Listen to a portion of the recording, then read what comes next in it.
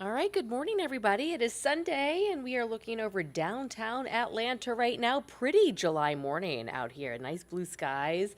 Good to see the sunshine, isn't it? Good morning. Thanks for checking in. I'm Megan Packer here with Atlanta News First. We'll get an update on our forecast with First Alert Meteorologist Courteney Jacobazzi coming up here in just a moment. But we just wanted to update you on some of the top stories that we are tracking for you this morning. There is an update from a crash last night. We wanted to let you know about this involving a Georgia State Patrol trooper and an Atlanta police officer. They are sharing a little more information today about something that happened last night. Again, the trooper and the officer were injured. GSP tells us that the officer was riding with the trooper last night when they saw a car that drove away from Atlanta police. The trooper tried to pull over that car, but they say that the car sped off. The trooper ended up using a pit maneuver to stop the car, but both of the vehicles ended up going off the road. So the suspect ran away from the scene on top of all of that, but was later found and arrested. The officer and the trooper were both taken to the hospital for their injuries. In Southwest Atlanta, there is a store that has been targeted over and over again with break-ins. Look at the surveillance video. It shows somebody targeting the store on Dill Avenue 3 times. This is Reggie's Food Mart. In this case, suspect falls through the ceiling tiles and just starts picking everything up and putting it in a bag. In another video, it shows someone jumping onto the counter and grabbing items. The lawyer for this store's owner says whoever this is got away with at least $1,500 worth of cigarettes and other items. The roof, the register, and the back door were all damaged in these break-ins. And the owner's lawyer says it could take months to fix before that store can reopen. But Reggie's Food Mart in Southwest Atlanta say they will reopen as soon as they can just get all of these repairs taken care of. So from break-ins to that store to break-ins in cars, we have been on top of this story since yesterday. More than 100 cars broken into at one Atlanta apartment complex. This is in Inman Park.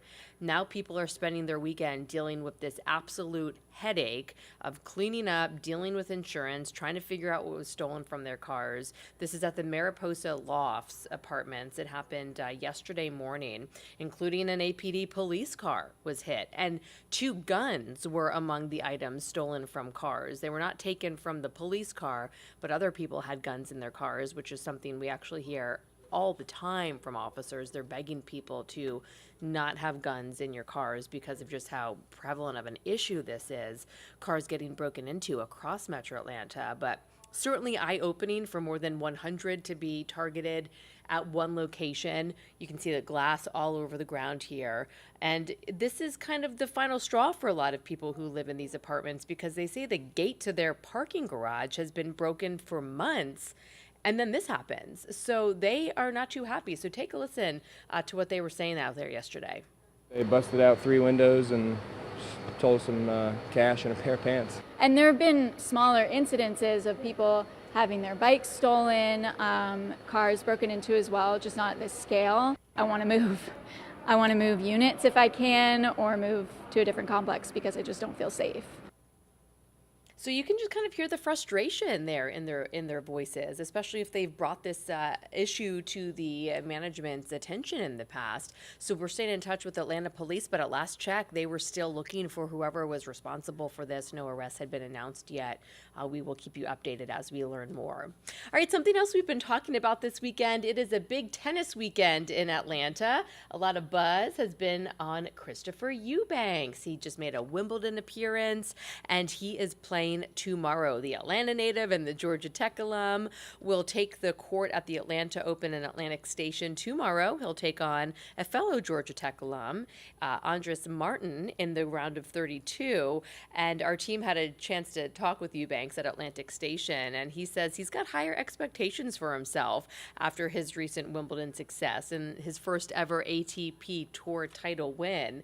So that was really exciting when he was across the pond in Wimbledon, putting Atlanta on the map, and he did so great there, and so a lot of people will no doubt be pulling for him and the other Georgia Tech alum for sure tomorrow. So good weather for tennis. It is a hot July day out there. However, it is not as hot as it will be in the next few days. So let's bring in First Alert Meteorologist Courteney Jacobazzi to tell us more about what we can expect. But it's a nice looking Sunday, Courteney. We're drying out finally after the flooding and the storms, and even you've got new information about confirmed tornadoes. Yeah, in Pickens County, too. We have an EF1 and an EF0 that were confirmed by the National Weather Service yesterday. So they have a little more surveying to do, but some really, really wild weather the past couple of weeks, or past couple of days, and then the weeks past. But the past couple of days particularly have been quite rough for us. So thankfully, our forecast pattern's starting to change in a drier way.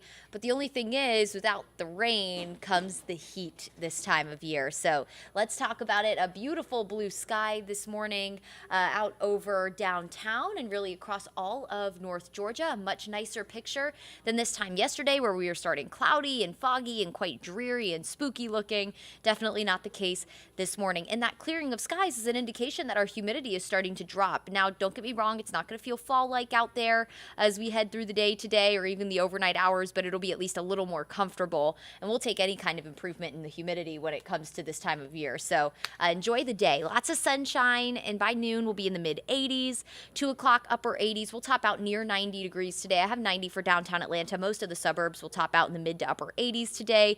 A great day to get outside and maybe hang by the pool or go to some of our farmers markets. We have lots of events going on across North Georgia today, so it'd be a great day to get out and do it because we will stay mainly dry. Notice 20% chance for rain around 4 o'clock. We do have the chance for a few isolated storms, especially if you're east of the city. I also want to note the UV index is going to be very high today, so make sure you're wearing your sunscreen if you're going out and about. Now, our storm chance is mainly going to lie closer to this front. So we have a stalled front that moved through the area, brought us some rain and storms the past couple of days. Now it's draped across the Atlantic coast, bringing heavy rain, even some thunderstorms to parts of the Florida Panhandle, also parts of South Georgia down towards Columbus. We are dry, but the closer you are to that front, the better chance for rain you have later today. So we're going to be looking anywhere from Clark County over in the Athens area down to Jasper and Putnam County. So Oconee County, Oglethorpe County. We'll be watching you maybe later today for the chance for maybe an isolated strong to severe storm with gusty wind, heavy rain, and lightning. But most of us will stay dry. So let's take you through it. As we go through the morning, temperatures will gradually warm. Again, we'll be in the mid-80s around your lunch hour. Some of us still in the low 80s. As we head towards 4 o'clock, notice all the storms firing up, especially along the Carolina coast, closer to the Savannah area. That is where most of the storm activity will lie today, but I don't think it's out of the question that we have maybe a stray storm for places like Athens, Covington, maybe down towards Eatonton. We'll be watching you for maybe a stray storm today, but most of us will stay dry. That 20% coverage of rain is mainly for our far eastern counties. Most of Metro will be dry today with temperatures, again, upper 80s near 90. As we head into the evening, storms stay out into the Carolinas. We are dry overnight, and our temperatures are going to drop pretty nicely. Some of us might wake up in the low 60s tomorrow up in the mountains this morning. Ella, you were in the low 60s this morning. Blairsville was in the low 60s, so expect another round of that again tomorrow morning. It'll be a really comfortable and pleasant start tomorrow. Expect low to mid 60s north of the city. If you're south of the city, you're going to be closer to that front. So the closer to the front you are, you might experience a few extra clouds. That's just going to trap in some of that heat for you. So you'll be generally in the upper 60s from Atlanta southward tomorrow morning. Tomorrow afternoon, low 90s, mostly sunny, hot day, but a dry heat. We won't necessarily be super sticky. Don't get me wrong. Again, it's not going to be a super comfortable like we have in October, but it's going to be a nice afternoon. So enjoy it, because the story is going to change as we go through the week. So right now what's happening is we have this trough that's sitting over us, and that is helping pull in some cooler and drier air. But out to our west is that area of high pressure, and that's going to build as we head through the week. It's been bringing the crazy triple-digit, really dangerous heat to our west. That's going to build and start to influence our forecast as we go through the week, which is going to warm our temperatures. Now, some models are thinking we could be close to triple-digit heat this week, and I'm not talking about feels like temperatures, I'm talking surface temperatures. Right now, I'm going to keep mid-90s because last week models did overdo that. I don't think that ridge is going to park itself right over us. If that was the case, then maybe I would consider putting upper 90s on the 7-day, close to 100. But right now, I think that we won't necessarily be directly influenced by that, just partially. So we'll keep mid 90s, but don't get me wrong, it's going to feel more like the triple digits. So warm today, really nice, maybe an isolated storm east of the city. We're going to wake up comfortable tomorrow. A lot of us in the mid 60s.